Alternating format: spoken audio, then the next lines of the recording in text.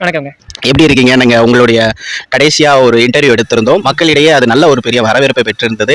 Plus உங்களுடைய ஊரை எல்லாருக்குமே பிடிச்சிருக்கு. அந்த பிளேஸ் எங்கெல்லாம் கேட்டிருந்தாங்க. அதோட சேர்ந்து இந்த வயல்வெளி இது கூட ரொம்ப ஒரு ஒரு பெரிய அழகா இருக்குது. ரொம்ப சூப்பரா இருக்குது. இன்னைக்கு நம்ம என்ன பேச போறோம் அப்படிங்கறத இப்பதான் உங்ககிட்ட சொல்லியிருந்தேன் பேரலிசிஸ் பத்தி. ஃபர்ஸ்ட் ஆஃப் ஆல் இந்த பேரலிசிஸ்னா ஏன் வருது அப்படிங்கறத தெரிஞ்சுக்கலாமா? ஓகே. அந்த பேரலைசிஸ்ன்றது என்னதுன்னா, ஸ்ட்ரோக்குங்க. இப்போ நம்ம உடம்புல இருக்க எல்லா உறுப்புகளுக்கும் பிளட் சர்க்குலேஷன்றது கண்டிப்பா தேவை. பிளட் சர்க்குலேஷன் மூலியமா தான் அந்தந்த டிஷ்யூ, அந்தந்த மசில்ஸ்க்கு தேவையான நியூட்ரிஷன் கிடைக்குங்க.